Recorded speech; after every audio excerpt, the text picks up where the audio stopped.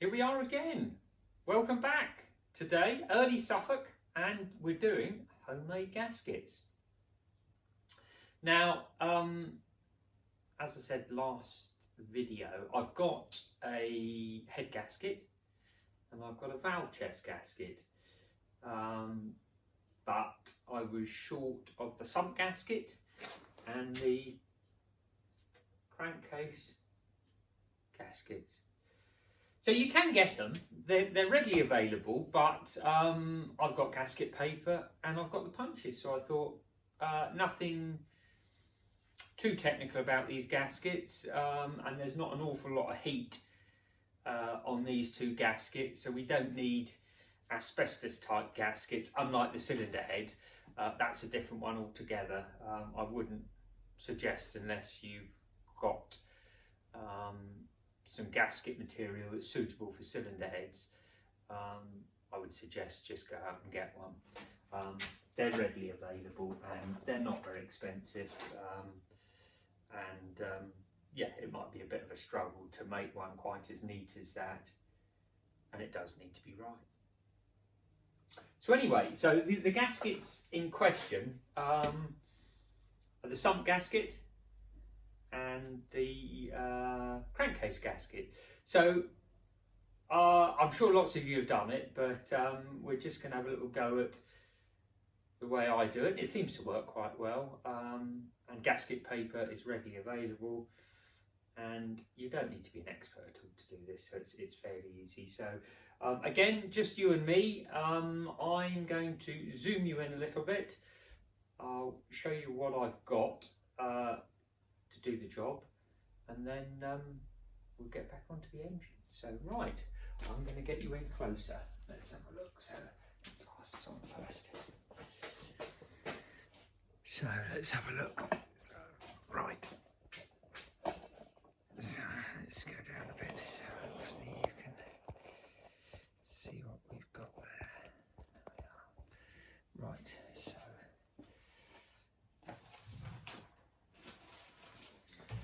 are. Right, so tools needed. You can get these on eBay. They're very cheap actually, these hole punchers. You can normally get these sort of assortment sets, different sizes for different holes. They're very cheap, to be honest with you. So you need those, and you need some gasket paper. Quite often you can buy these packs of assorted gasket paper. This is gasket paper I've collected over the years, different thicknesses.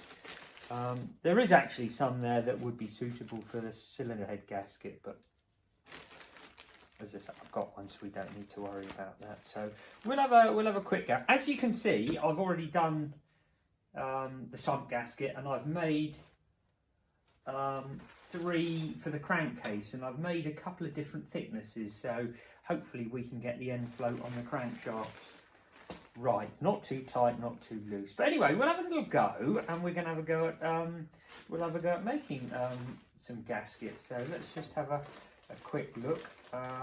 Anybody that hasn't done it might feel that they like to have a go at it. So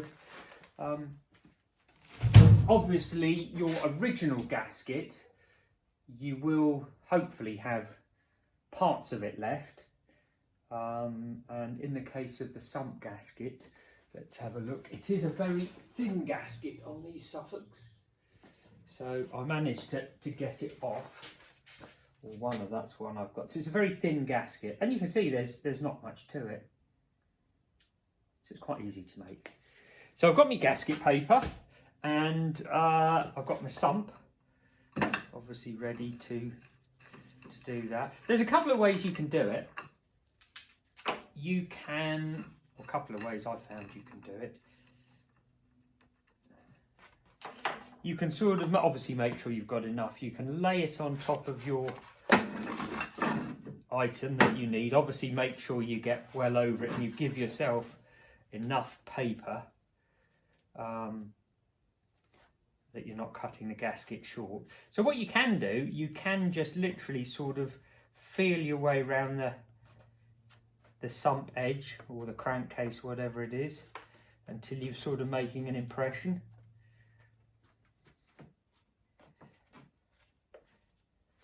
Obviously try not to make the paper move.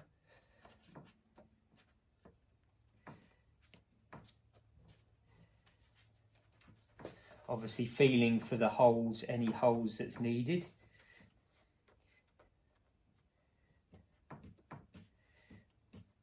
I know we've got one about just where the filler plug is, so I'm just going to try and see if I can mark that. That's for one of the holes. The back one doesn't need one, but the dowel pins have got a hole.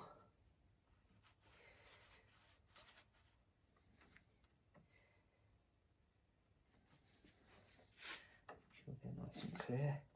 We'll just keep rubbing our way around to make an impression on the paper. My hands aren't helping things here, and I hope you can see it. I'll look in a minute, so we'll just keep going around.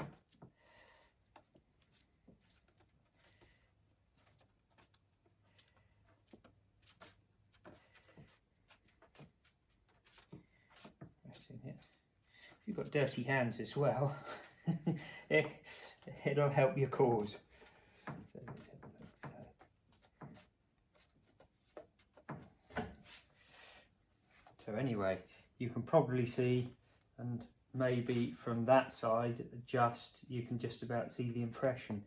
So at that point, I think I would probably I'd get a block of wood, and then we select one of our little hole punches. Let's see if we can get a block of wood. And then we'll just, certainly for those, the dowels and the mounting bolt at the front of the engine, we'll just punch a hole there. We've got one there, a little bit on the big side.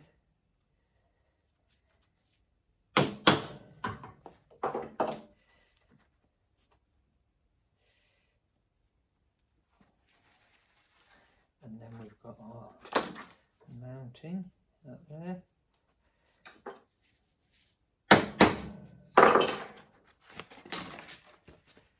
So we've got our holes.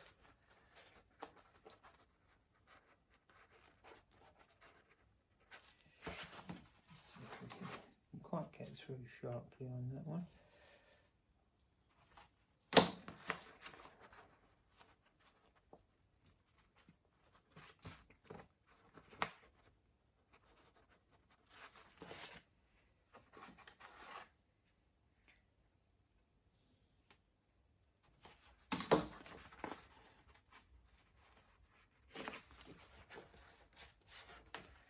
Right, so at that point, what you can do, you could cut the gasket out. So let's have a look. So, little pair of scissors, we could start cutting the gasket out.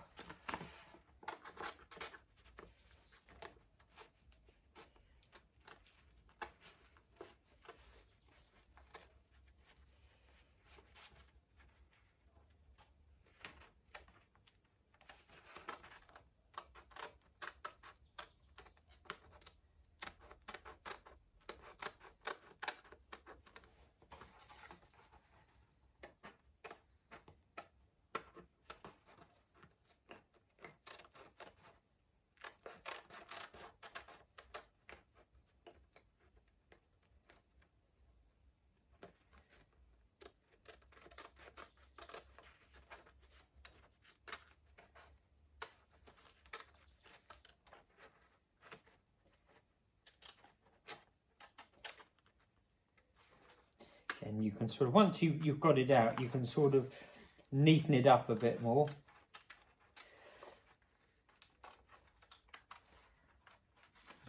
Always keep offering it up to the surface.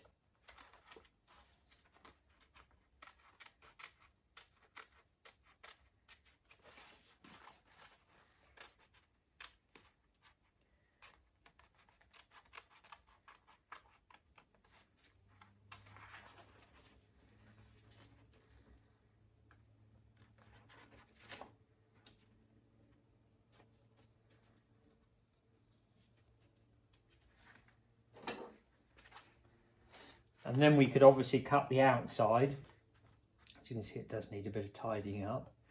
But the other way you can do it as well, which works quite well, rather than cutting it out, once you've got it laid on there, obviously to start with,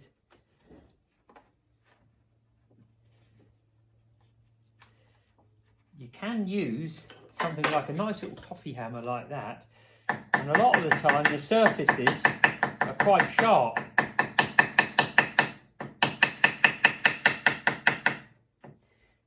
The difficult bit is just trying to keep the gasket from moving.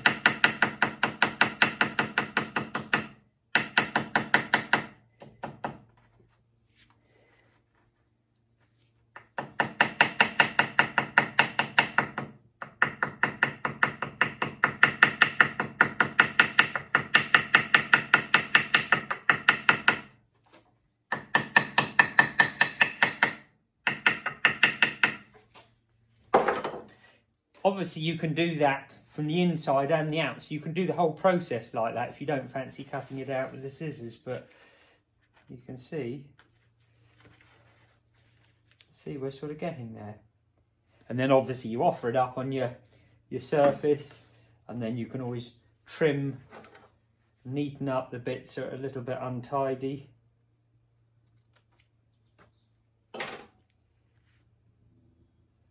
And there you'd have it, a homemade gasket. And again, it would be the same thing really for the crankcase gasket. So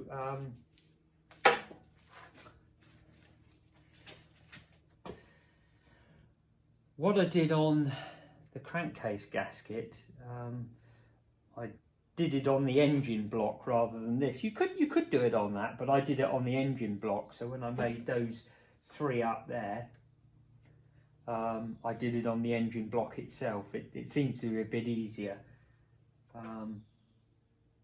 So again, yeah, both processes. You can mark it out, punch your holes, cut it out with a pair of scissors, or again, if you fancy, you can get a good effective job with a little ball peen and just cut it out like that.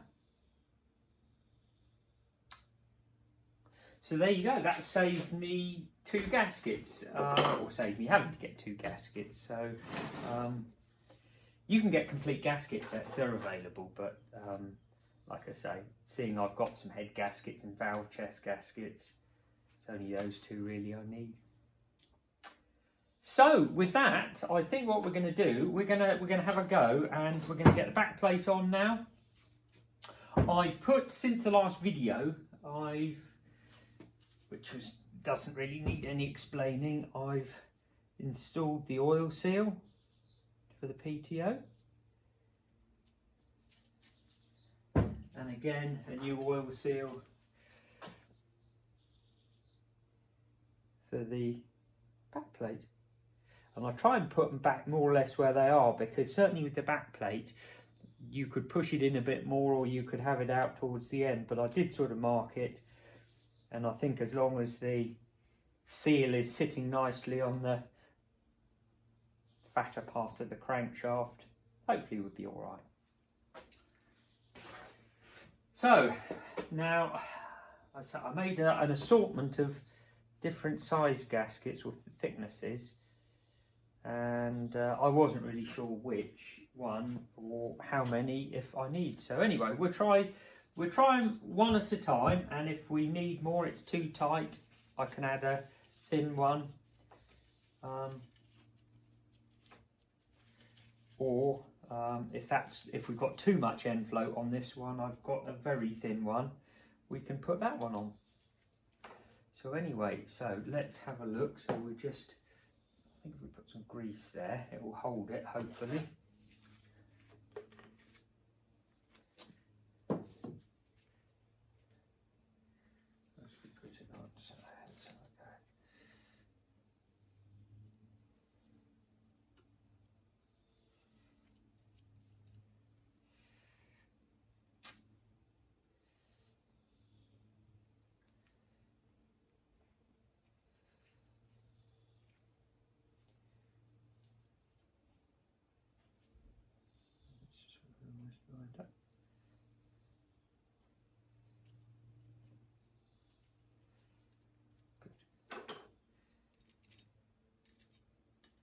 Good.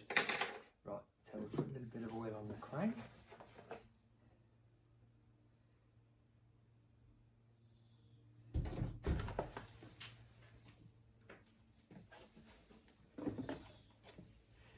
So let's have a look. So I'll just put a little bit of grease on the oil seal. Let's have a look. So if we drop that down, we'll wriggle it a bit to get the oil seal seated over the crankshaft properly.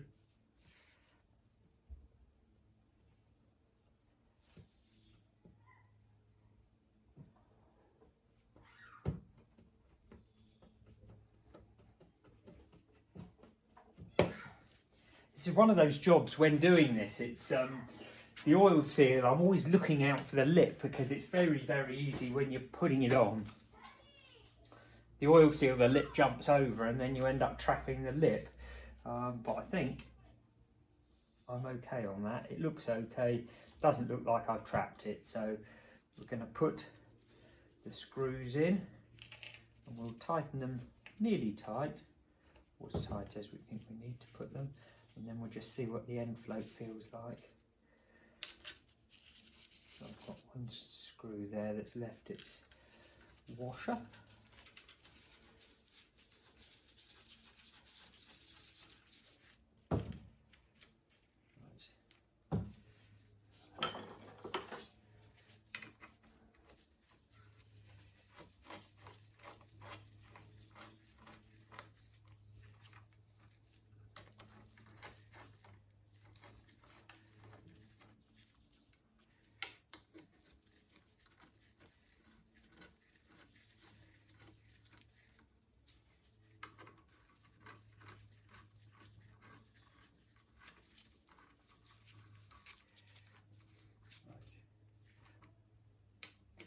Going to go silly tight, but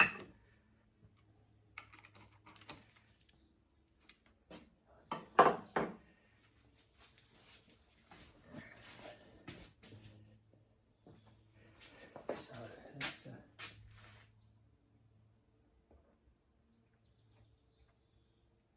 my cup of tea is just at the perfect drinking temperature, so don't want to waste it. Right, so let's firstly make sure that it still turns, which it does, and then we'll just see what we've got on our end float.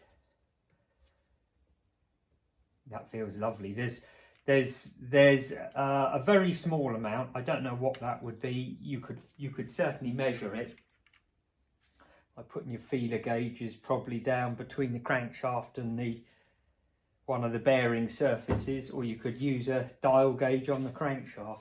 But there's a little bit there.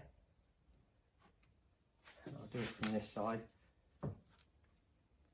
Just a little bit. That feels nice. So looks like that's going to be okay. So I'm going to knit these up a bit tighter. Hopefully it won't change much.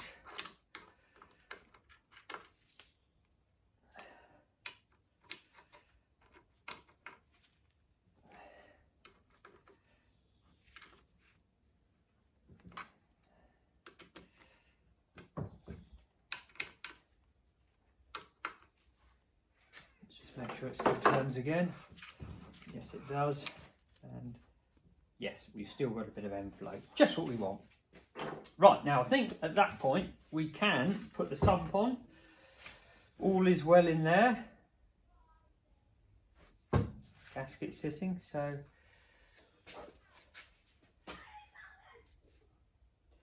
there's obviously only one way the sump will go on.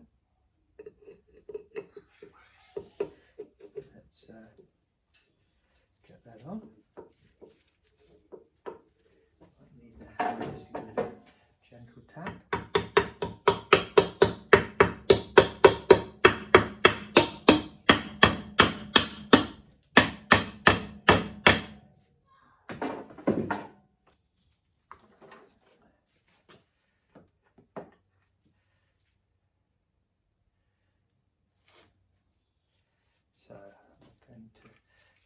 over.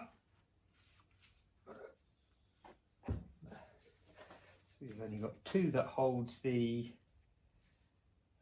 sump on, which is one at the front and one at the back, which has that large thick washer, and there is a gasket which I'm going to reuse there. Let's try putting the right one there. So it's a shorter bolt at the front, and it is the longer one. Right, put that on. Right, so we do those up.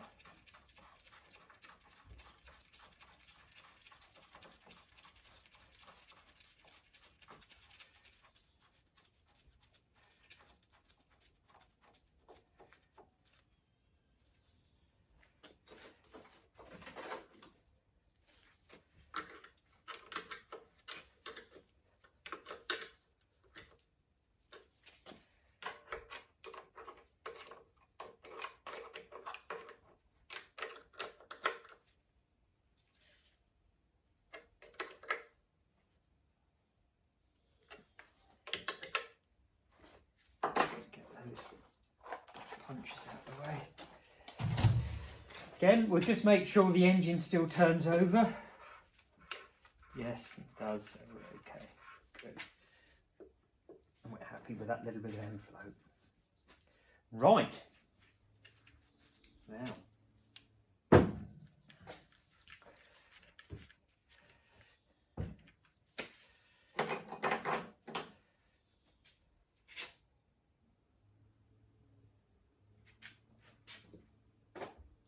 We're going to put the magneto on, see if we've got a spark.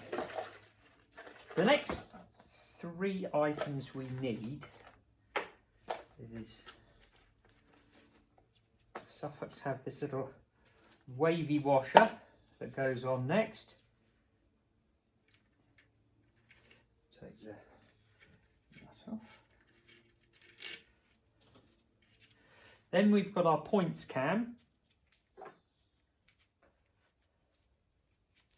And luckily, you can see, because of the keyway, there is only one way this is going to go onto the crankshaft. So obviously it all lines up.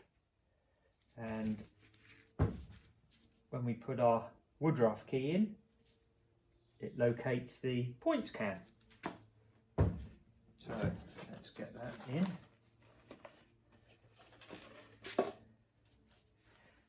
it over. Put that in. A little gentle tap.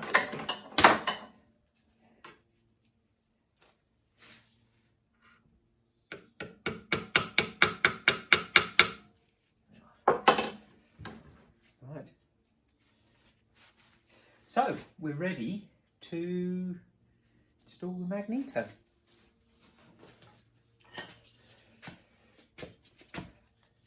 So yes, so what have I done? I think I did mention it. So the coil's been tested. That's absolutely fine. I've soldered a new piece of HT lead on, what little it takes. I tested the original condenser. Unfortunately, that wasn't any good, so I've got another condenser, new old stock item. I've put that on there and I've cleaned and set the points. So we're more or less ready to go back on. And yeah, as you do, I was looking at this, and I was looking at this, and I was sort of thinking to myself, I'm not quite sure, but there's something a little bit different to this one than the next generation. And looking at it, the backplate on this one, I think it's mild steel. It's slightly different. We turn it over to the slightly later. Let me find one here. Let's have a look. So there we go. So we've got the slightly later Suffolk magneto, and it's made out of that sort of mucky metal. So it is slightly different, isn't it? So I suppose again it tells you that this is an early machine. It looks like it might be steel, whether it's plated or something, I don't know. But looking at the magnetos themselves, you can see they're basically the same. Apart from that old fella looks like a hospital job. But everything else is basically the same. So, let's stick it on.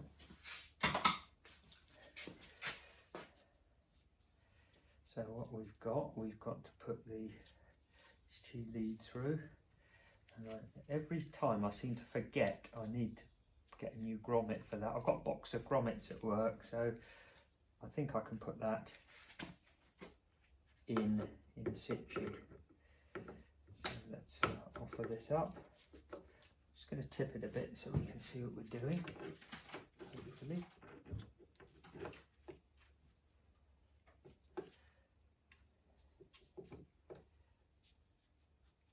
So make sure it's sitting properly. And I think you can probably just about see the witness marks for the washers where it was.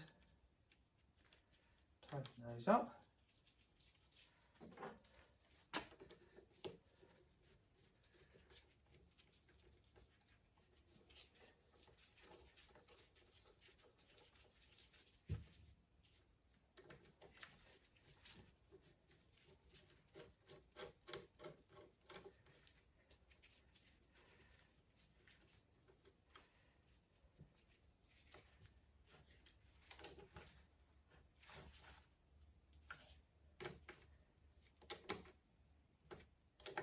Good.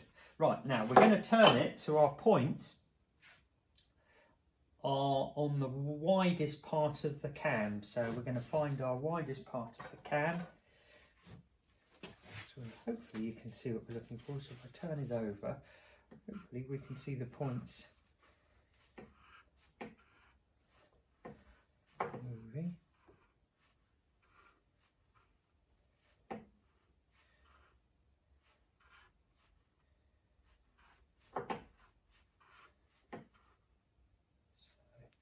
I think that's the widest part, and the Suffolks are normally 20 thou, I think we said, and it does say it on the flywheel, I think. Let's have a look. Difficult to see, but normally they've got it on the flywheel. So let's see if we find 20.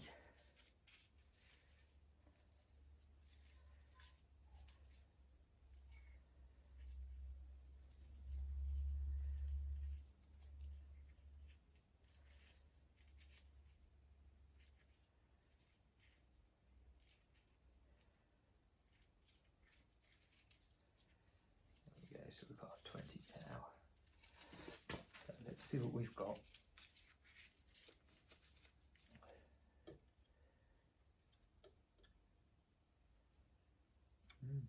Feels good. Let's just make sure they are closing. Looks like it. Yep. God, that's spot on. Can't believe that. Let's check it once more. Yeah, that feels lovely. Goodness me. So let's just get a little bit of paper and then we'll just wipe it through the points. Make sure there's no oil left on them, so we'll pop that through. And we'll shut the points up. So we're going to take it off the cam. So we just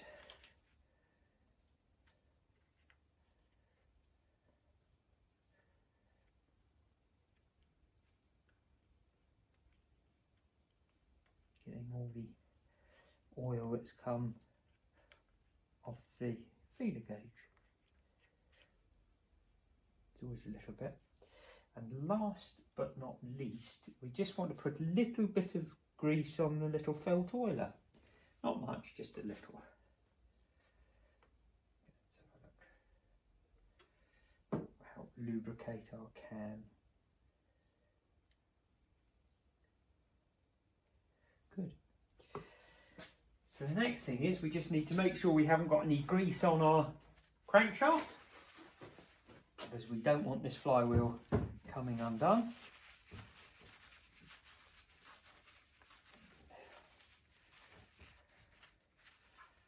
One of the beauties about a lot of the slightly later engines with this key, you really don't need to worry about the timing. Obviously you've got some timing adjustment on that stator, but the general timing is obviously on the key, so you don't need to worry about that. So the key's in good order, the flywheel's in good order.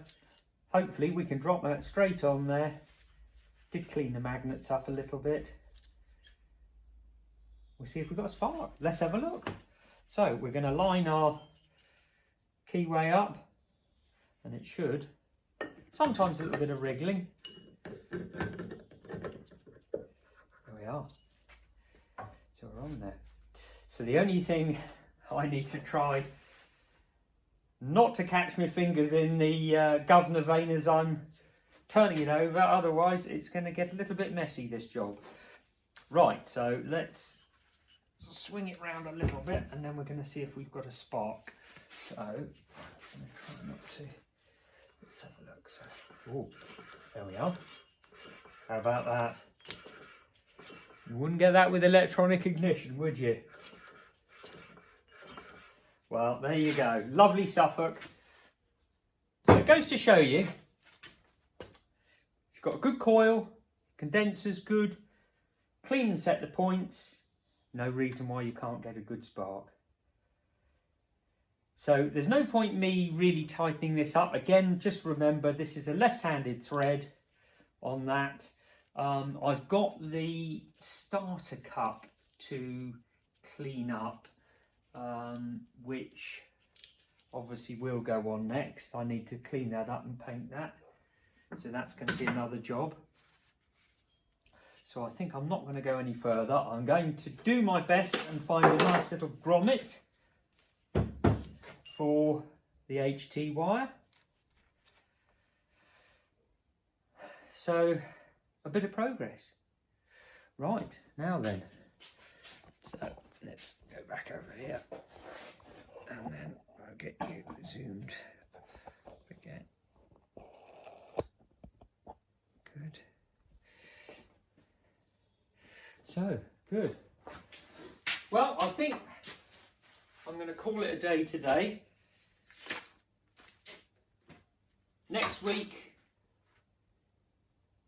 I think we're going to do the valves, put the breather back together, get the cylinder head on. Yeah, and probably, well, let's see how we get on with the starter cup and getting that painted. But anyway, I think we've done enough for today. Homemade gaskets and a spark. Just what we want on a Sunday. So anyway, again, I hope this video was useful. Hope you enjoyed it, and see you on the next video. Thanks for watching.